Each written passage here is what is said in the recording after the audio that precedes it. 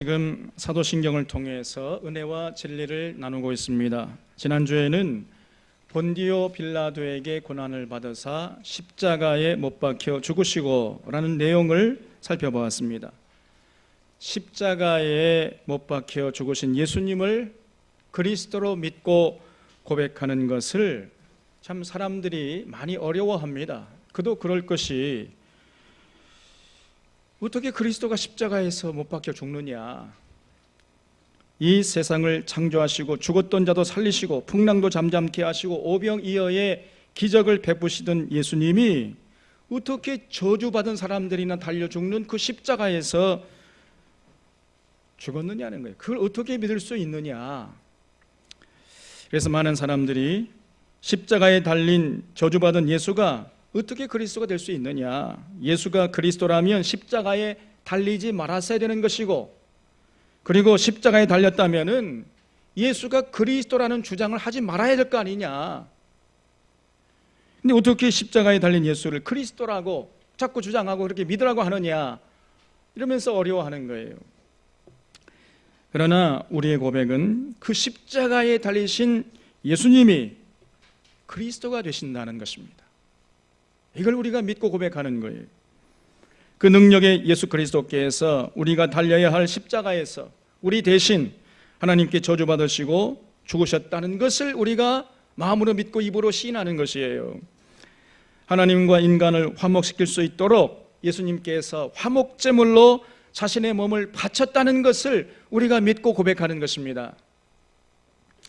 그렇기 때문에 십자가는 우리를 향한 하나님의 그 놀라우신 사랑의 분명한 증거가 되는 것이죠. 당시 사도들은 너희가 십자가에 못 박은 예수가 바로 하나님이 보내주시마 약속하신 그 메시아, 그 그리스도가 되신다, 이것을 믿으라고 외친 거예요. 그들은 오직 예수 그리스도의 십자가만을 자랑했습니다. 다른 바울의 표현에 의하면은 다른 모든 것들은 그저 배설물처럼 여기겠다, 그렇게 고백을 했어요. 우리들도 본디오 빌라도에게 고난을 받아서 십자가에 못 박혀 죽으시고 이렇게 참 사도신경을 고백할 때마다 십자가에 못 박힌 예수 그리스도를 자랑하고 그 예수님께 경배하고 그 예수님의 가르침을 실천하고 그리고 그 예수님의 뒤를 따라서 그 십자가의 좁은 길, 그 십자가의 도를 받드는 삶을 살아야 할 것입니다. 이 사도신경의 고백에는 그러한 우리의 결단과 의지가 담겨 있는 것이에요. 자, 오늘은 그 다음 고백인 장사된 지 사흘 만에 죽은 자 가운데서 다시 살아나셨으며, 이 신앙 고백에 대해서 살펴보고자 합니다. 사실 이 고백도요, 엄청난 고백을 담고 있는 것이에요. 예수님이 십자가에 못 박혀 죽었다가 3일 만에 살아났다고 믿고 고백하신 것인데, 이게 뭐 아무나 쉽게 이렇게 고백할 수 있는 내용입니까? 예수님을 따르던 제자들은요, 예수님이 십자가에서 죽으시자마자 그것으로 끝인 줄 알고 그냥 다 뿔뿔이 흩어져 버렸어요. 다 도망쳐 버렸습니다. 그런데 놀랍게도 사흘 만에 예수님이 다시 살아나신 거예요. 예수님의 십자가 사건이 끝이 아니었던 것입니다. 마태복음 28장을 보면은 그 놀라운 소식을 전한 사람이 바로 막달라 마리아였어요. 막달라 마리아가 안식구 첫날 새벽 미명에, 그러니까 예수님께서 십자가에서 못 박혀가지고 죽으신 지 3일째 되는 날, 그 새벽 아직 동이 터오르기 전에 막달라 마리아가 예수님의 시신을 모신 그 무덤에 가본 거예요. 그랬더니 무덤 문이 열려 있고 무덤은 비어 있었던 것입니다. 그래서 이게 도대체 어찌된 일인가 난감해하면서 이상하게 여기고 있을 때 천사의 음성이 들린 거예요. 천사가 말하기를 그가 여기 계시지 않고 그의 말씀하신 대로 살아나셨느니라, 이런 놀라운 음성을 들었던 것입니다. 그 말씀을 들은 이 막달라 마리아, 굉장한 무서움과 또한 동시에 기쁨이 임했어요. 그렇지 않겠습니까? 예수님이 십자가 사건은 끝인 줄 알았는데 그게 아니었던 것이에요. 여러분, 어떻게 그런 일이 있을 수 있겠어요? 어떻게 죽은 자가 다시 살아날 수 있습니까, 여러분? 도저히 믿을 수 없는 일이 그 눈앞에서 벌어진 것입니다. 그래서 당시에 제자들도 그 처음에는 그를 믿지 못했습니다. 그 예수님의 제자 중에 도마라는 제자가 있었는데, 그 도마는 말하기를 내가 내 눈으로 확인하고 내 손으로 만져보기 전에는 난 결코 믿지 못하겠다, 이렇게 얘기했어요. 그런 도마를 보고 사람들은 믿음 없는 도마라 그러지요. 그러면서 매도합니다마는 사실 도마의 반응은 무리가 아니에요. 어떻게 십자가에 죽은 예수님이 부활하셨음을 쉽게 믿을 수가 있습니까, 여러분? 이 도마의 반응은 오히려 정직하고 오히려 정상적인 반응인 것입니다. 이런 도마의 반응을 우리는 창조적인 회의다, 이렇게 말하는 거예요. 이 창조적인 회의가 우리 모두에게 있어야 돼요. 그저 풍문으로 듣고 그냥 귓속으로 듣는 그런 내용을 덮어놓고 믿는 사람은요, 그 신앙이 그렇게 건강치 못하고 깊지 못할 수 있습니다. 보지도 않고 풍문으로 그냥 덮어놓고 쉽게 믿는 사람은요, 결정적일 때 그 신앙을 잃어버리기 딱 좋아요. 그러나 자신의 인격과 지성을 총동원해가지고 그 창조적인 회의의 과정을 거친 다음에 믿는 이 사람은요, 믿음이 강건한 거예요. 어떤 어려움이 와도 그 믿음을 쉽게 저버리지 않을 수 있게 되는 것입니다. 신앙이 흔들리지 않아요. 이 도마의 경우가 바로 그랬던 거예요.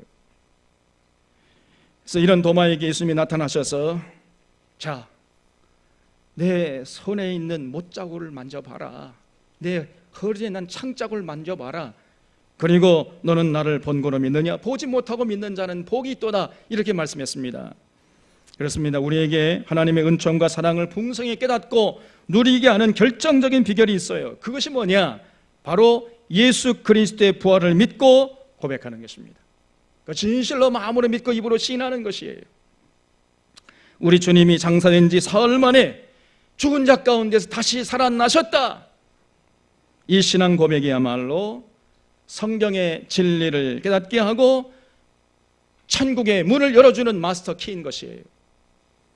우리 찬원의 교우들이 진실로 우리 주님이 장사된 지 사흘 만에 죽은 자 가운데서 살아나셨다고 마음으로 믿고 입으로 시인할 수 있기를 주님의 이름으로 축원합니다.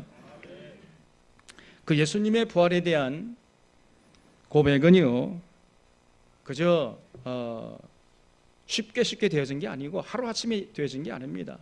예수님의 그 부활에 대한 고백은 분명한 증거가 있어요. 첫째로 예수님의 제자들의 돌변이에요. 이 예수님의 제자들의 돌변은 예수님의 부활을 전제하지 않고서는 도저히 설명할 길이 없는 것입니다. 예수님께서 십자가에서 못 박힐 때 예수님의 제자들은요, 예수님을 부인하고 뿔뿔이 다 도망치고 말았어요. 아주 비겁한 자들이었습니다. 베드로는 주여, 다른 사람들은 다 부인하고 도망할지라도 저는 끝까지 주님을 따르겠습니다, 이렇게 장담했던 사람이에요. 그런데 베드로도 예수님을 3번씩이나 부인하고 그저 도망치고 말았습니다. 이런 비겁한 자들이 갑자기 돌변해가지고 죽음도 불사하면서 예수가 그리스도가 되신다 외치면서 순교의 길을 그저 자청하고 걸어갔던 것이에요. 도대체 이들에게 어떤 일이 있었기에 이런 갑작스러운 돌변의 모습을 보이는 것입니까? 무엇이 이들을 이토록 바꿔놓은 거예요? 그는 우리 주님의 부활을 목격했기 때문이에요. 그 주님의 부활을 전제하지 않으면 도저히 이 예수님의 제자들의 돌변을 설명할 길이 없는 것입니다. 만약에 예수님이 다시 사시지 않았더라면 이 예수님의 제자들의 돌변은 결코 있을 수가 없는 것이에요. 둘째로 간과해서는 안 될 중요한 변화가 있어요. 이 초대교회 성도들이 안식 후 첫날 모여서 예배드린 사실이에요.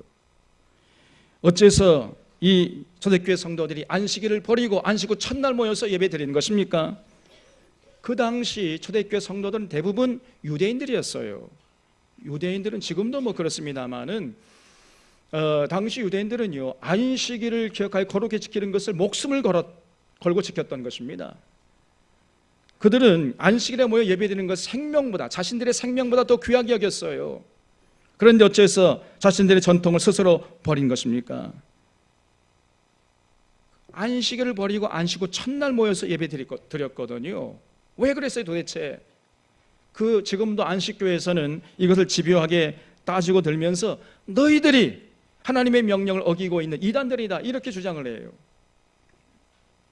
분명히 하나님께서는 십계명에서 안식일을 기억하여 거룩히 지키라고 했는데 어째서 너희는 안식일을 지키지 않고 안식 후 첫날 모여서 예배드리느냐, 그러면서 따지는 거예요. 그러면서 이제 안식일에 모여서 예배드려야 한다, 이렇게 지금도 주장하고 있는 것입니다. 그러면 초대교인들이 어째서 안식일을 버리고 안식 후 첫날 모여서 예배드렸습니까? 초대교인들이 십계명을 몰랐기 때문이겠어요? 십계명을 무시했기 때문이었겠습니까? 그것이 아니지요. 바로 우리 주님의 부활 때문이었습니다. 주님의 부활을 기념하기 위해서 그들은 안식 후 첫날 모여서 그 부활하신 주님을 기뻐하고 그리고 그 주님께 경배하고 찬양하고 성도의 교제를 나눴던 것이에요. 요한계시록 1장 10절에 보면은 사도 요한이 주의 날에 소아시아 교회 7교회를 걱정하고 있다가 성령의 감동으로 하나님의 계시를 받았다는 이런 말씀이 기록되어 있어요. 그래서 이 주의 날이라는 말이 성경을 통틀어서 딱 이 요한계시록 1장 10절에 한번 나옵니다. 이 주의 날, 이 주의 날이라는 것이 큐리아케 헤메라라는 헬란 말을 쓰고 있어요. 근데 이 큐리아케 헤메라, 이 말이 주의 날이라는 뜻인데 이 주의 날이 언제였느냐? 그게 바로 안식 후 첫날이었어요.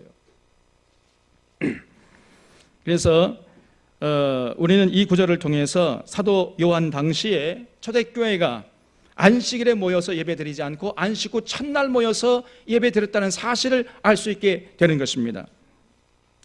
그러니까 요한계시록 1장 10절은 벌써 사도 요한이 살아있을 당시부터 초대교회가 안식일에 모여서 예배드리지 않고 안식 후 첫날 모여서 예배드렸다는 결정적인 증거가 되는 것이에요. 자, 그러면 왜, 어째서, 뭐 때문에 이 초대교인들이 안식일에 모여서 예배드리지 않고 자기들의 전통대로 안식 후 첫날 모여서 예배드렸을까요? 그것이 바로 우리 주님의 부활 때문이었어요. 저들은 우리 주님이 부활하신 그 안식 후 첫날, 그 날을 주님의 날이다, 이 주의 날이다. 그래서 이것이 이제 줄여서 주일이 된 거예요. 그래서 우리가 일요일이라고 하지 않고 주일이라고 하는 이유가 이 날이 우리 주님이 부활하신 날이기 때문에, 안식 후 첫날 부활하셨기 때문에 그 날을 주일이라고 하면서 모여서 예배드리는 거예요. 초대교회도 마찬가지였습니다. 그래서 그들은 그 주님의 부활을 기념하기 위해서 안식 후 첫날 모여서 예배드렸던 거예요. 그러므로 초대교회가 안식 후 첫날 모여서 예배드린 것은 우리 주님의 부활을 확증해주는 아주 강력한 증거가 되는 것입니다. 또 사도행전 7장 54절 이하에 보면은 스데반의 순교 이야기가 나와요. 스데반이 살기등등한 유대인들 앞에서 조금도 두려워하지 않고 예수 그리스도를 전했습니다. 하나님이 보내신 선지자들을 너희들의 조상들이 못 박아 또 돌에 쳐서 죽이더니 너희들도 똑같이 그러는구나. 그러면서 예수, 너희들이 십자가에 못 박아 죽인 그 예수님께서 그리스도가 되신다, 이거를 아주 담대하게 증거했어요. 그랬더니 그 얘기를 들은 이 유대인들이요, 그냥 마음에 분노가 일어가지고 이를 갈고 달려들어서 이 스데반을 돌로 때려 죽여버렸습니다. 스데반은 돌에 맞아 죽으면서도 보라, 인자가 하나님 우편에 서신 것을 보너라, 예수님께서 하나님 우편에 서신 것을 보면서 순교했어요. 그러면서 주여, 이 죄를 저들에게 돌리지 마옵소서.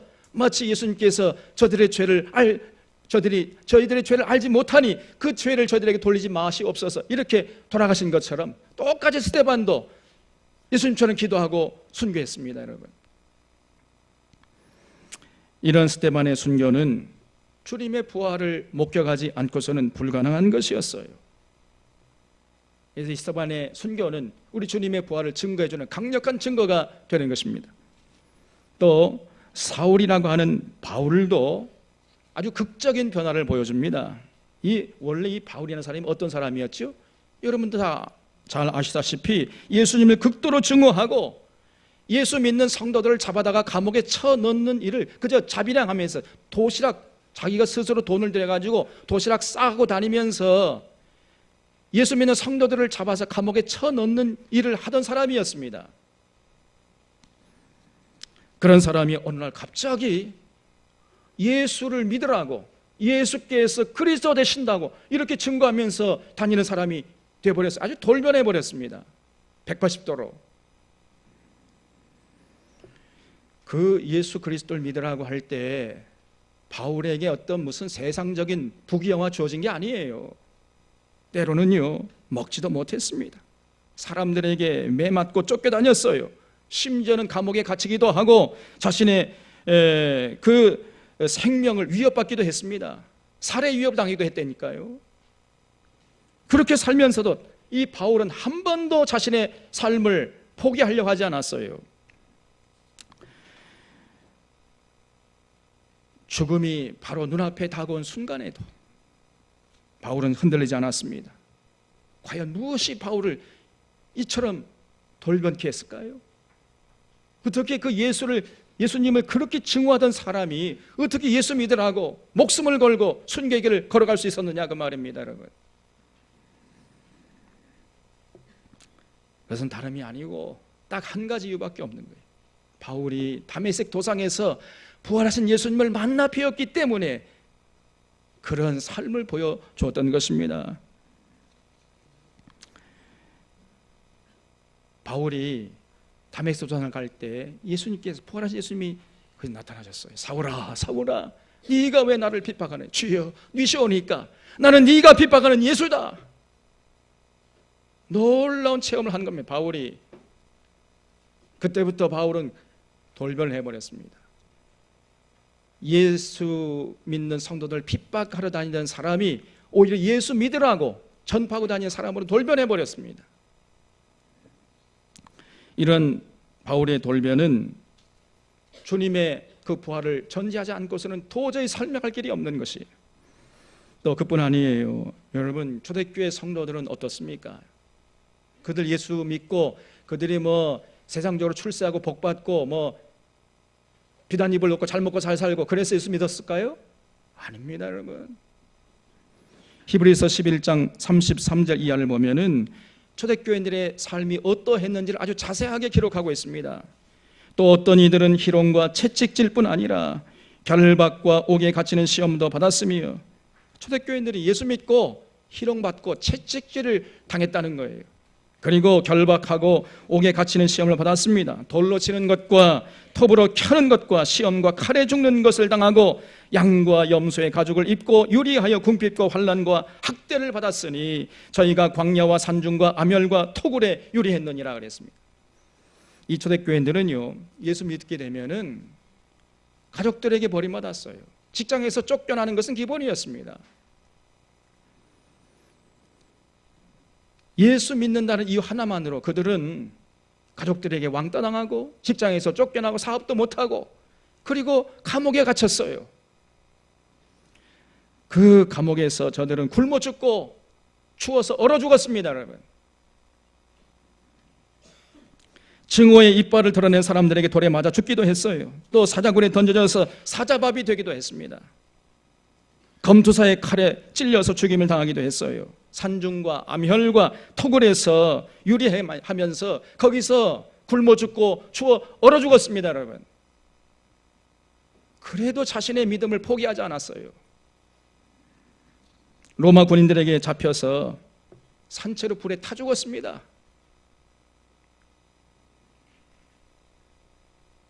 그럼에도 불구하고 그들은 그 순교의 길을 기쁨으로 찬송하면서 걸어갔어요. 어떻게 그런 일이 있을 수 있겠습니까? 무엇이 이들을 이토록 죽음도 불사는 용사로 만들었을까요? 죽음도 초월하는 용기가 과연 어디서 나온 것이겠습니까? 다른 게 아니고 딱 한 가지 이유밖에 없어요. 그것은 우리 주님의 부활을 저들이 친히 목격했기 때문이었습니다. 몇 년 전에 성지 순례를 그리스 쪽으로 가본 적이 있었잖아요. 그 그리스의 그 중부 쪽에 가보니까 거기에 삼성교회라는 그런 교회가 있었습니다. 삼성교회. 거기가 이제 거기는 동방정교회인데 동방정교회는 지금도 성소와 지성소를 나누고 있어요. 그래서 지금도 지성소에는 일반 성도들은 못 들어갑니다. 그는 이제 사제들만 들어갈 수 있어요. 이제 성소에 들어가 가지고 이렇게 사방팔방을 돌아보는데 그 사방팔방 이 벽에 말이죠, 온통 그림이 그려져 있는 것을 봤습니다. 근데 그 그림의 내용이 뭐냐? 너무너무 끔찍해가지고 도저히 눈으로 볼래 볼 수 없는 내용들이었습니다. 초대교회 성도들이 박해받는 장면을 그냥 사방팔방에 다 그려놓고 있었어요. 그래서 사람을 물이 펄펄 끓는 항아리에 던져넣는 장면들, 사람을 톱으로 켜서 죽이는 그런 장면들, 사람을 돼지 묶듯이 묶어가지고 도르래로 저 위에서 달아내리는, 밑에서는요 펄펄 끓는 물을 끓이고 있어요. 그런 장면들이 빼곡히 그려져 있었습니다. 도무지 끔찍해가지고 눈 뜨고 볼래야 볼 수가 없는 그런 장면들로 가득 차 있었어요. 그것이 바로 초대교회 성도들이 받았던 고난이었던 것입니다. 그런 초대교회 성도들의 그 고난을 이기게 했던 그 힘이 과연 어디서 나왔겠어요? 다른 게 아닙니다.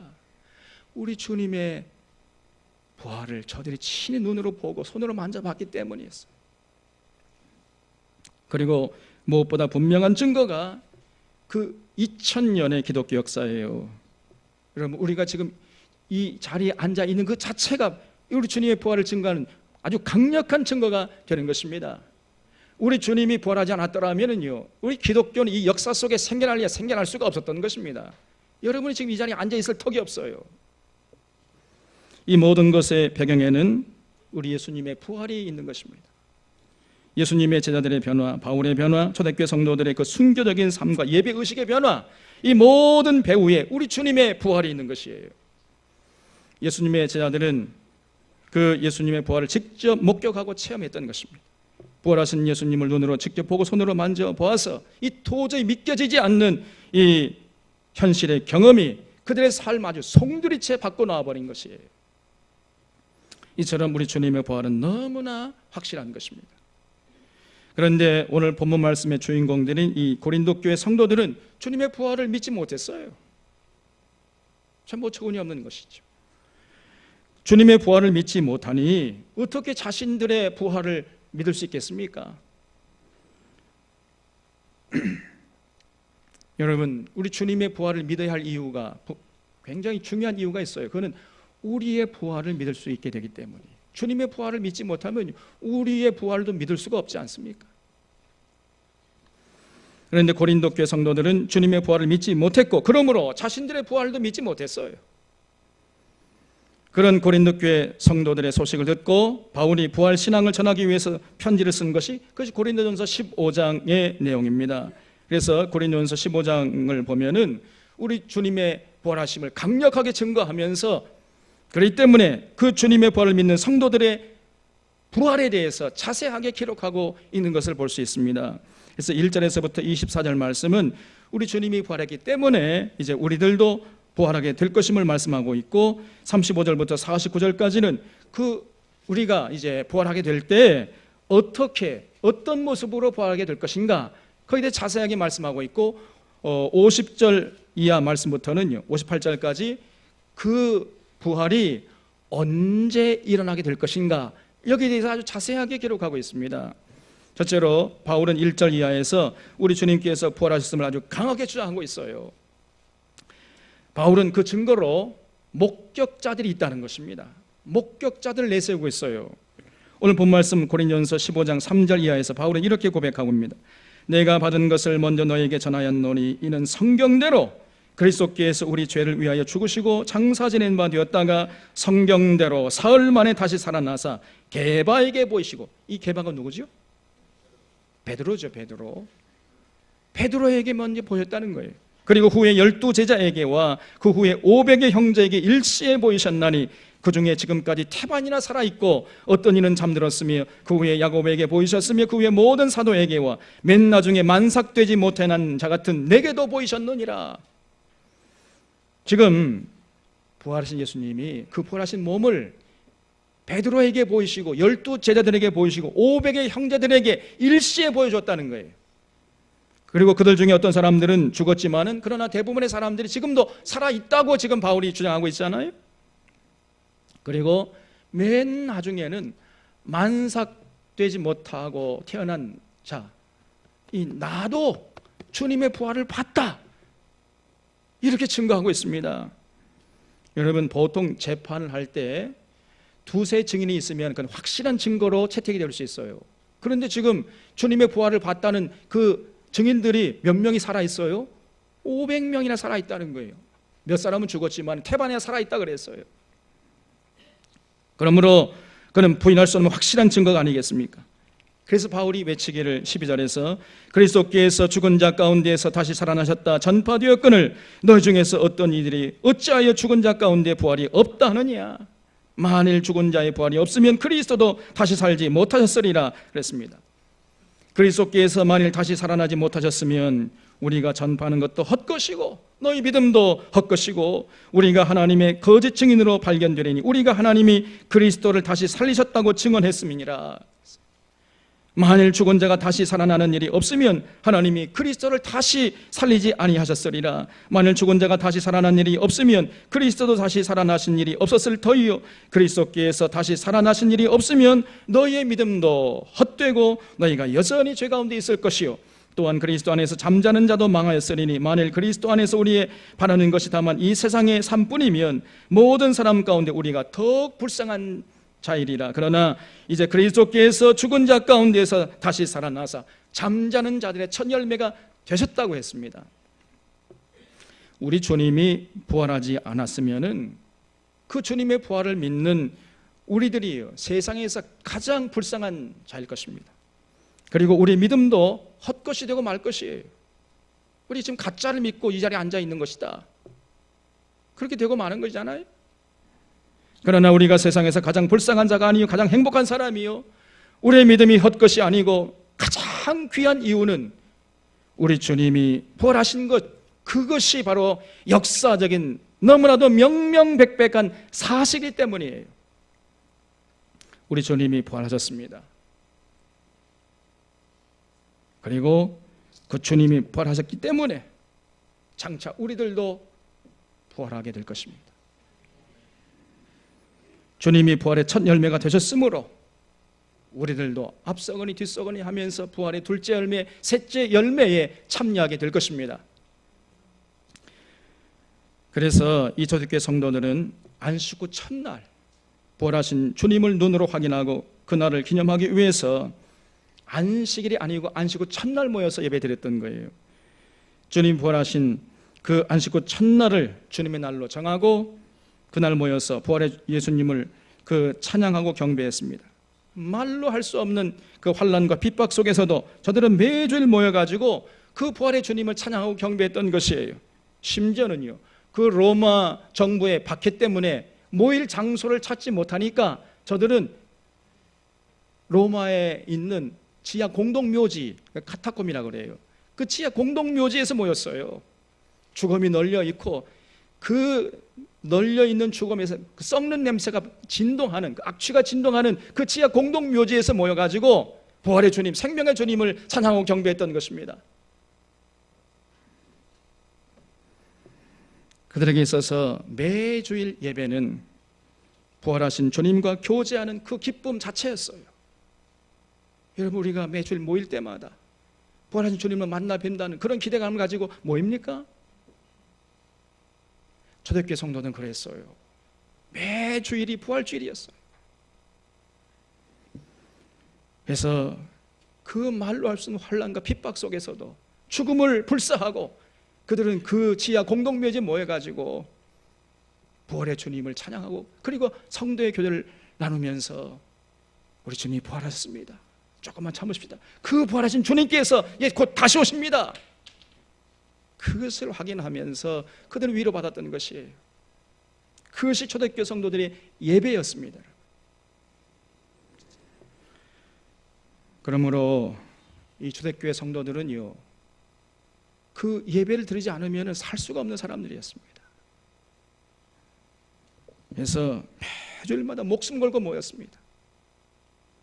찬양과 말씀과 성찬 성례를 통해서 부활의 그 주님을 찬양하고 그 부활의 기쁨을 맛보고 예배가 끝난 후에는 모든 자기의 삶으로 돌아가서 가는 곳마다 우리 주님이 부활하셨다, 이를 외쳤던 것이에요. 우리 주님이 십자가에서 죽었다가 다시 살아나셨습니다. 그래서 잠자는 자들의 첫 열매가 되셨습니다. 그러므로 그 주님과 함께 십자가에 못 박힌다고 그런 삶을 추구하는 그런 성도들, 주님과 함께 다시 살아가게 될 것입니다. 이런 진리를 목숨을 걸고 외쳤던 거예요. 자, 그러면 성도들이 부활할 때 이제 어떻게 부활하겠습니까? 그게 궁금하겠지요? 그래서 바울이 고린도전서 15장 35절 이하에서 그 문제에 대해서 말씀하고 있어요. 35절 이하의 말씀을 보면 누가 묻기를 죽은 자들이 어떻게 다시 살아나며 어떤 몸으로 오느냐 하리니 어리석은 자여, 내가 뿌리는 씨가 죽지 않으면 살아나지 못하겠고 또 내가 뿌리는 것은 장래의 형체를 뿌리는 것이 아니요 다만 밀이나 다른 것의 알맹이 뿐이로되 하나님이 그 뜻대로 그에게 형체를 주시되 각 종자에게 그 형체를 주시느니라 그랬습니다. 우리가 이제 봄이 되면은 밀을 뿌리잖아요. 밀에 그 씨앗을 뿌리면은 그 씨앗이 이제 죽게 되면은 전혀 그 죽은 밀의 씨의 형체와는 전혀 다른 새로운 형체를 가진 새싹이 돋아나잖아요. 그런 것처럼 우리들의 육체가 쓰러지면 이제 새로운 형태의 모습으로 우리가 다시 산다는 것이에요. 여러분, 마치 이 2차원 공간을 기어다니는 애벌레가 죽게 되면 어떻게 되죠? 그 애벌레 껍질에서 뭐가 나옵니까? 찬란한 날개를 단 3천 공간을 훨훨 날아다니는 나비가 나오잖아요.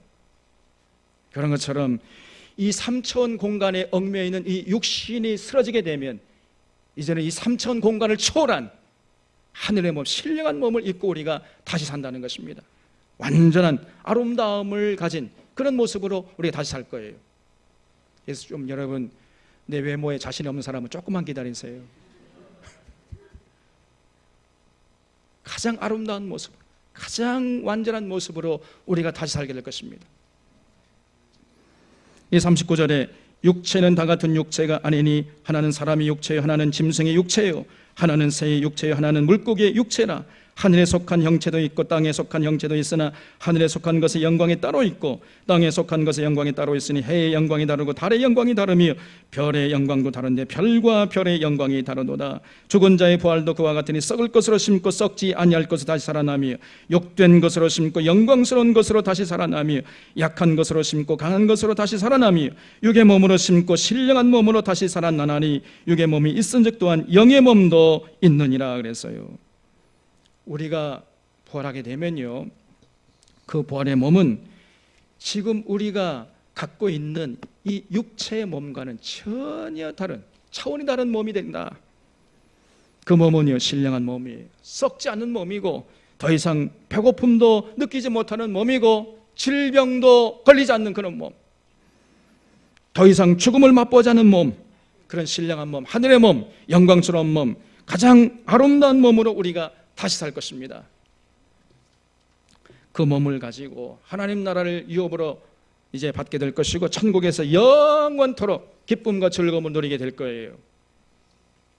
아무에게나 주어진 게 아니고 진실로 예수 그리스도의 부활을 믿고 나도 이 땅에 산 날 동안까지 예수 그리스도와 함께 십자가에 못 박혔나니 그런즉 내가 산 것이 아니요 오직 내 안에 그리스도께서 사신 것이라 이렇게 외치면서 진실로 참된 그 믿음의 소유자들만이 그런 복을 누리게 되는 것입니다. 자, 그러면 언제 부활하게 되겠어요? 그것도 궁금하지요? 그래서 바울이 고린도전서 15장 50절 이하에서 이렇게 자세하게 말씀하고 있습니다. 50절을 보겠습니다. 형제들아, 내가 이것을 말하노니 혈과 육은 하나님 나라를 이어받을 수 없고 또한 썩는 것은 썩지 아니하는 것을 유업으로 받지 못하느니라. 보라, 내가 너에게 비밀을 말하노니 우리가 다 잠잘 것이 아니요 마지막 나팔이 순식간에 호련히 다 변화되리니 나팔 소리가 나며 죽은 자들이 썩지 않을 것을 다시 살아나고 우리도 변화되리라. 이 썩을 것이 반드시 썩지 아니할 것을 입겠고 이 죽을 것이 죽지 아니함을 입으리로다. 이 썩을 것이 썩지 아니함을 입고 이 죽을 것이 죽지 아니함을 입을 때에는 사망을 삼키고 이기리라고 기록된 말씀이 이루어지리라 그랬어요. 여기 보면요, 언제 우리가 부활하게 되느냐? 마지막 나팔이 울려 퍼질 때, 그때 순식간에 부활하게 된다는 거예요. 마지막 나팔, 요한계시록 10장 이하에 보면은요, 그 마지막 나팔이 7번째 나팔이에요.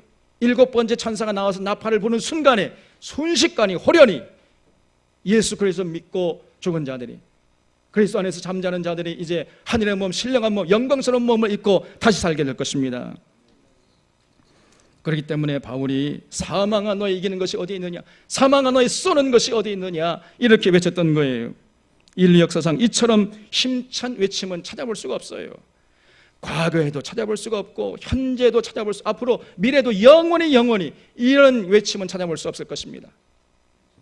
예수님이 다시 살아났다는 증언과 함께 우리 기독교가 시작됐고 또 인류 역사가 달라진 거예요. 장사된 지 사흘 만에 죽은 자 가운데서 다시 살아나셨으며, 이 신앙 고백이야말로 참신앙과 거짓 신앙을 가르는 분수령이 되는 거예요. 이 고백이 하나님의 풍성하신 사랑과 능력을 우리로 하여금 체험케 하는 것입니다. 이 고백을 마음으로 믿고 입으로 시인하는 자들은 아무리 큰 헌산줄령이 가로막고 있다 할지라도 절대로 낙심하지 않아요. 절대로 절망하지 않습니다. 절대 두려워하지 않아요. 마음의 여유를 잃지 않는 것입니다. 죽음 앞에서 담대하게 만들어줘요. 우리도 예수님처럼 부활할 것을 확신하기 때문입니다. 그래서 마지막 나팔이 불 때 죽은 자들이 썩지 아니할 것으로 다시 살 것을 굳게 믿기 때문에 어떤 고난이 와도 그 고난을 의연하게 대처할 수 있게 되는 것이죠. 그리고 주님이 부활하셨으므로 우리도 부활하게 될 것이라는 이 부활신앙은 사망의 음침한 골짜기에서도 우리를 견고하게 하고 흔들리지 않게 만들어주는 것입니다. 더욱 주의 일에 힘쓰는 사명자의 길을 가게 해요. 바울이 바로 그랬던 것입니다. 바울의 마음속에 자리 잡고 있었던 이 부활신앙이 바울로 하여금 절대로 흔들리지 않도록 중심을 잡아주었어요. 그러므로 바울은 고린도전서 15장 58절에서 결론적으로 이렇게 권면하고 있습니다. 그러므로 내 사랑하는 자들아, 형제들아, 견고하며 흔들리지 말며 항상 주의 일에 더욱 힘쓰는 자들이 되라. 이는 너희 수고가 주 안에서 헛되지 않은 줄을 알미니라 그랬습니다. 바울의 마음을 온통 차지하고 있었던 신앙이 뭐냐? 그 부활신앙이었습니다. 그 부활신앙이 바울을 약할 때 강한 자가 되게 만들어줬던 거예요. 비천에 처할 줄도 알고 풍부에 처할 줄도 아는 그런 여유로운 인생이 되게 만들어줬던 것입니다. 배고픔과 풍부와 궁핍에도 일체의 비결을 배우게 했던 그 비결이 바로 바울의 마음속에 자리 잡고 있었던 부활신앙이었어요. 우리들도 이 부활신앙 위에 설 때 아무것도 없는 자 같으나 모든 것을 소유한 자가 되는 것입니다. 이 부활신앙이 우리를 마음의 부요를 가져다 주는 것이에요. 우리를 모든 신령한 기쁨과 위로와 소망 가운데 이끌어주는 것입니다. 이 신앙이 우리를 하여금 세상을 이기게 하고 승리케 하는 거예요. 그리고 바로 그 신앙이 우리를 주님의 뒤를 따라서 그 좁은 길, 가시밭길, 그 고난의 길을 겸허히 갈 수 있도록 만들어주는 힘이 되는 것입니다. 그래서 이 땅에서 천국을 맛보게 해서 결국 하나님이 주시는 사명을 끝까지 완수할 수 있도록 만들어주는 것이에요. 인류 역사를 살펴보면은 종교개혁 이후에 점점 이 신앙의 자리가 위축되어 왔어요. 그리고 위협당해 왔습니다. 종교개혁 당시에 때마침 저 유럽에서는 그 구텐베르그가 금속 활자를 발명했지요. 네, 그 구텐베르그가 발명했던 그 금속 활자가 사실은 우리나라 이 고려 시대에 직지심경 만들었던 그 금속 활자에서 이 사람들이 착안해가지고 그 금속 활자, 우리 고려의 금속 활자를 가지고 와서 만들었다, 이런 얘기가 있어요. 제가 볼 때 심증은 확고합니다만은 물증이 별로 없어요. 그러나 그것이 역사적인 사실 같아요. 근데 어쨌든 간에 그 구텐베르그가 이 금속 활자를 유럽에 전파했거든요. 그때가 중세의 종교 개혁이 일어나기 바로 직전이었어요. 그래서 이것이 이제 맞물려 가지고 종교개혁 이후에 성경 번역의 붐이 일어났고 성경을 인쇄하고자 하는 그 열풍이 불었던 것입니다. 그래서 많은 사람들이 성경을 읽고 연구하게 되었어요. 이런 분위기가 후에 계몽주의를 낳았고 후에 이제 인문주의를 거치면서 인류가 점점 이성의 눈을 뜨게 된 것입니다. 그래서 그 결과로 과학이 놀라운 속도로 발달하면서 점점 이 신앙의 자리가 위축되어 온 것이에요. 급기야 포스트 모던이라고 하는 오늘의 세상은 모든 것을 이성의 눈으로 바라보게 되었어요. 그리고 이성의 검증 과정을 거쳐야만 했습니다. 이성의 영역을 넘어서는 것은 이성의 영역 안으로 축소되거나 거부당하는 신세를 면치 못하는 거예요. 이것이 오늘날 현실이에요. 이 부활신앙도 마찬가지입니다. 많은 사람들이 예수님의 부활과 그 성도들의 부활을 이성으로 따져요. 아니 어떻게 죽은 자가 다시 살아날 수 있느냐, 그걸 어떻게 이성으로 납득할 수 있느냐, 이성을 검증을 거쳐가지고 도저히 믿지 못하겠다는 거예요. 그래서 그들은 이성의 한계를 넘어서는 부활신앙을 받아들이지 못합니다. 많은 사람들이 예수님의 부활을 믿지 못하고 그렇기 때문에 자신의 부활도 믿지 못해요. 그러나 여러분, 다른 것은 우리가 잃어버린다 할지라도 절대로 잃어버려서 안 될 것이 바로 이 부활신앙이에요. 이 부활신앙 위에 설 때만이 우리들이 하나님의 은혜와 진리 안으로 들어갈 수 있기 때문입니다. 모든 신령한 은총을 누리게 되고 하나님의 생명을 맛보고 결국 하나님 나라를 차지하는 자가 되는 것이에요. 유럽의 어느 목사님이 한국에 와서 이제 설교를 하게 됐다는 겁니다. 그래서 설교를 했는데 이게 하니까요, 그 한국 교회 성도들의 표정이 아주 어둡다는 것을 느꼈어요. 전부 다 그냥 마치 잔뜩 화가 나가지고 막 싸움을 하려고 막 일촉즉발해 있는 그런 사람들처럼 그러고 이러고 앉아 있더라는 것입니다. 여러분, 우리가 평소에 좀 얼굴 표정을 조금 관리할 필요가 있어요. 이 앞에서 보면 여러분 우리 표정, 저도 마찬가지입니다만 다 화가 잔뜩 난 것 같아요. 그냥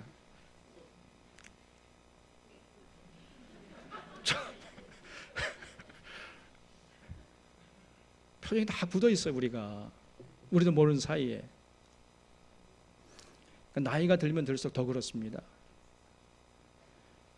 그래서 그냥 가만히 이렇게 자기는 가만히 있는데 다른 사람이 보면은요 막 잔뜩 화가 난 것처럼 보인다니까요. 왜냐하면 지금 우리 지구가 뭐가 작동하고 있죠 지금? 중력이 작동. 그래서 자꾸만요 중력 작동하기 때문에 얼굴이 밑으로 이렇게 자꾸 내려가는 거예요. 이렇게 내려가요. 나이가 들면 들수록 이렇게 처져요. 그래서 화가 잔뜩 난 것 같아. 그러니까 자꾸 이거 올려야 돼.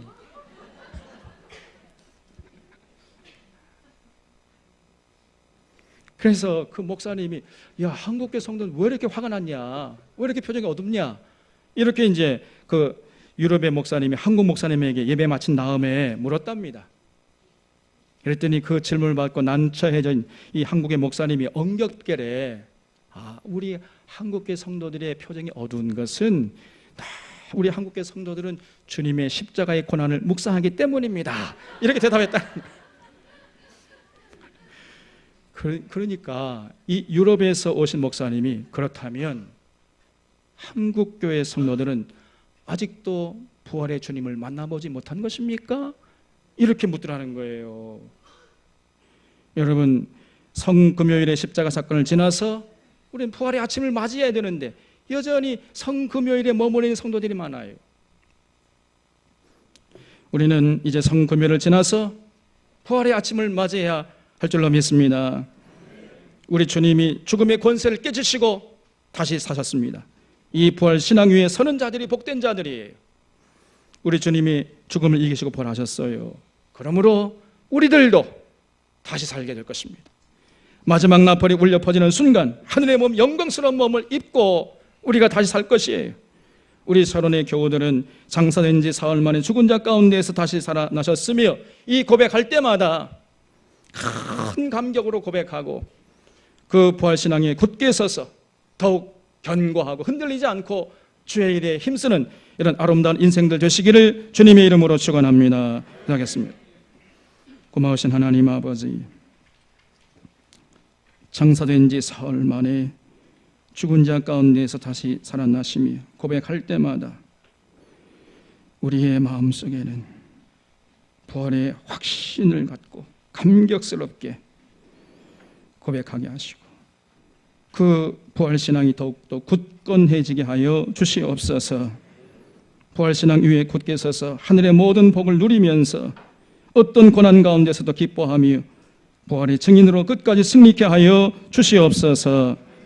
모든 것 주님께 부탁하고 감사하옵 예수님의 이름으로 기도하옵나이다. 아멘.